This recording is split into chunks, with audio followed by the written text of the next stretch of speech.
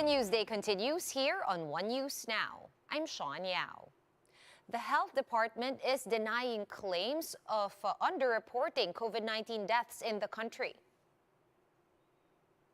DOH spokesperson Maria Rosario Vergeire explains that the department excludes those who died of other causes but later on tested positive for COVID-19 in their reports. Vergeire says this is the reason why the DOH death toll is different from the tally of the Philippine Statistics Authority. However, she says that the DOH is coordinating with the PSA in order to streamline the numbers.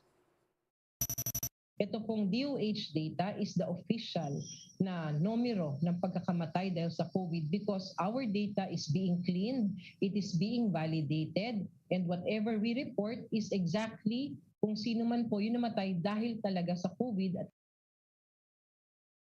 One economist has expressed concern about the Philippines' current debt-to-GDP ratio of 60.5%. Emmanuel Leico told Business World Live that the figure is not good for economies like the Philippines. The country's current debt-to-GDP ratio is higher year on year and has already surpassed the 60% threshold set by multilateral lenders for developing economies. Despite this, the Bureau of Treasury says that the ratio is still manageable. 60% of our GDP is not good for a Philippine economy like ours because we're not really that strong, and therefore in terms of financial, economic space, we're leaving not much for flexibility. Leico also suggests realigning funds from social services to offset lower tax revenues. We really have to get the money from social services. We have to realign and put more money in that service because that's mandatory. You cannot walk away from that service. So we will stand to lose more of social services being given to our people. 2 people died while over 400 more are still recovering from a diarrhea outbreak in Caraga, Davao Oriental. Jem Avancenia with the report. More than 400 residents of Barangay Santiago in Caraga, Davao Oriental were rushed to hospitals due to diarrhea. Since some medical facilities are already in full capacity, some 100 patients were placed in makeshift areas. Almost all of them were suffering from dehydration, stomach ache, vomiting, and LBM. According to some patients, they started experiencing symptoms on Saturday.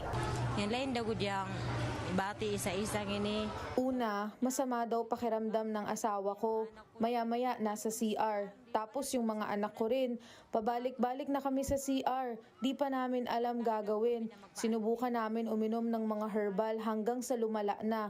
Ngayon, nag-aalala na ako. Sabi ko sa nurse, bakit ganun? Ayaw nila kumain. 2 people have already died due to severe dehydration, including an 11-month-old baby. Initial information from the Davao Oriental Provincial Health Office showed that the water source in the area is contaminated. Authorities have conducted chlorination and are now awaiting lab results of the water samples. They were all okay during the last week until there was heavy rainfall last week. And then immediately after the rainfall, nagtatae na sila. And then there were also findings na yung practices natin with regards to our pets, our domesticated animals na malapit lang sa mga water sources. Aside from additional medical supplies and medicine, the makeshift hospital is calling for more health workers as the province is also battling a COVID-19 surge. The main problems that we have been encountering right now is marami pa rin dumarating na mga diarrhea cases ng mga patients. Second is, of course, human resource. Considering the fact that some of our healthcare workers are also doing COVID response. For News 5, Jem Avancenia, we are One News. Let's now take a quick look at today's other top stories. Congress has ratified the Bicameral Conference Committee report on the bill amending the Public Service Act. The proposed amendments will allow 100% foreign ownership in telecommunications, airlines, and airways. This measure is now up for President Duterte's signature. A petition seeking to temporarily halt the planned vaccination of kids aged 5 to 11 has been filed before the Quezon City Regional Trial Court. The petitioners described as unconstitutional the DOH memorandum giving the state power to give consent in case a parent or guardian refuses vaccination despite willingness of the child. And in sports, Adelaide 36ers Kai Soto says he is considering to join the NBA draft this year.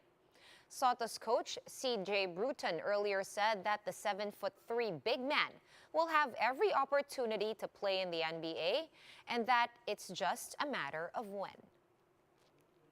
For more updates, visit News 5, the Philippine Star, and Business World online.